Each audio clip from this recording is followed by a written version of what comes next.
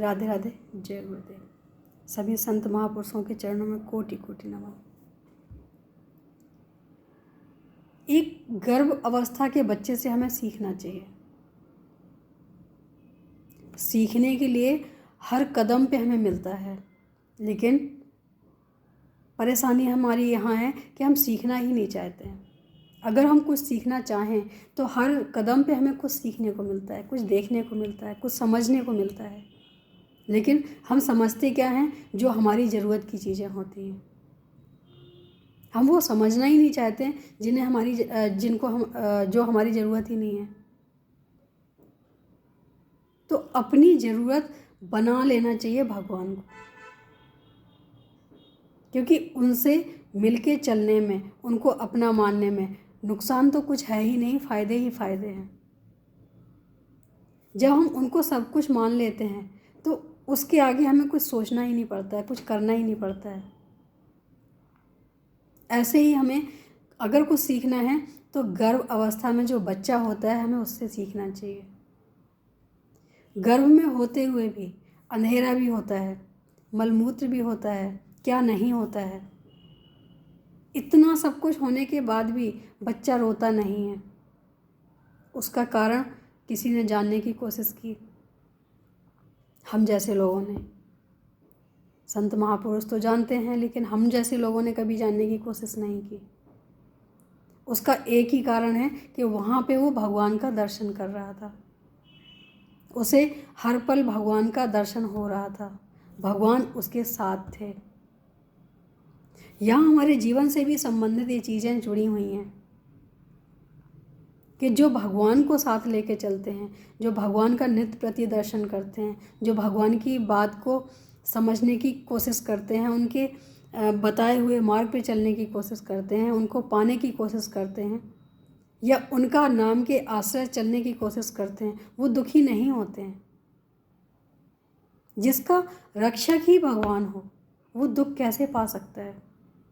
दुखी वही व्यक्ति होता है जिसके ऊपर भगवान की छत्र छाया नहीं होती है। जो व्यक्ति खुद समझता है कि हम इतने सामर्थ्यवान हैं कि हम सब कुछ कर सकते हैं। जब तक बच्चा पेट में रहता है, कोई सुविधा नहीं, कोई कुछ नहीं, फिर भी वो खुश रहता है। उसको कोई एक आवाज़ नहीं आती रोने की, और जैसे ही वो पृथ्वी पे आता है वैसे ही रोना शुरू कर देता है, क्योंकि वहाँ उसे भगवान का दर्शन हो रहा था। और यहाँ जैसे ही वो पृथ्वी पे आता है उसे भगवान के दर्शन ही बंद हो जाते हैं। और जो व्यक्ति भगवान से जुड़ा हो तो वो भगवान के अलावा कुछ और नहीं पाना चाहेगा। उसे संसार की कोई भी चीज़ें अच्छी नहीं लगेंगी, कुछ भी अच्छा नहीं लगेगा। वो हर पल यही सोचेगा कि हमें अगर कुछ मिले तो प्रभु का दर्शन, प्रभु का कीर्तन, प्रभु का सत्संग, प्रभु के हर लीलाओं का दर्शन, बस इन चीज़ों के अलावा कुछ चाहता ही नहीं है। जो सांसारी लोग होंगे वो इन चीज़ों से दूर भागेंगे, क्योंकि ये चीज़ें उनके लिए नहीं बनी।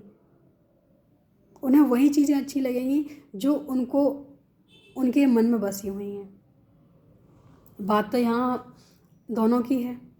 जिसके मन में भगवान बसे हैं तो उनको भगवान अच्छे लगते हैं, जिसके मन में संसार बसा है तो उन्हें संसार अच्छा लगता है। बात तो नज़रिए की है कि किसने किस रूप से किसको देखा है। भगवान को अगर देखा है तो क्या महसूस किया है, और दुनिया को देखा है तो क्या महसूस किया है। जिसने भगवान को ही पा लिया हो उसे दुनिया देखने की ज़रूरत ही कहाँ है। क्योंकि जब हम भगवान को पाने की कोशिश भी करते हैं ना तो सारी दुनिया पीछे छूट जाती है।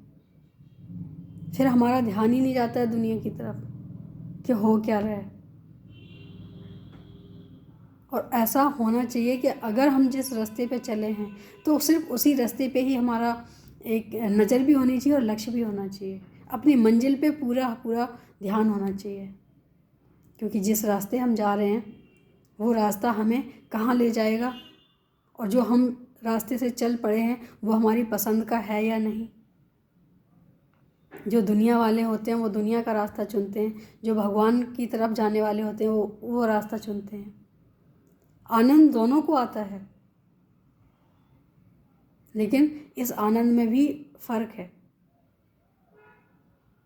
जो दुनिया के रास्ते को चुनता है वो सम टाइम के लिए आनंदित होता है, और जो भगवान के रास्ते को चुनता है वो हमेशा के लिए आनंदित हो जाता है, क्योंकि उसे पता है जो होगा अच्छे के लिए होगा, जो भगवान करेंगे अच्छा करेंगे। और संसारी समझता है कि जो हम करेंगे वो अच्छा होगा, हम ये भी कर सकते हैं, हम वो भी कर सकते हैं, लेकिन सच्चाई ये है कि हम कुछ भी नहीं कर सकते हैं। समय करवाता है और हमारे जो भी कर्म होते हैं वो करवाते हैं। जो हमने पीछे से करके आए हैं अपने कर्म, उनका भुगतान करते हैं। हम कहते हैं कि हमें आगे का जीवन सुधारना है, तो वो कैसे सुधरेगा? हम अपने आज को सुधार लें, आने वाला कल हमारे लिए वैसे ही अच्छा होगा, क्योंकि जो बीज हम डालते जा रहे हैं वही आगे हमें फसल बन के मिलने वाली है, वही हम काटने वाले हैं। तो भगवान हमें कुछ नहीं देते हैं, जो भी हमें मिलता है वो हमारे ही बीज बोए हुए होते हैं।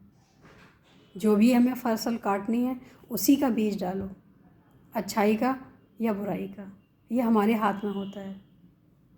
फसल देनी भगवान के हाथ में होती है, लेकिन बीज बोना हमारे हाथ में ही होता है।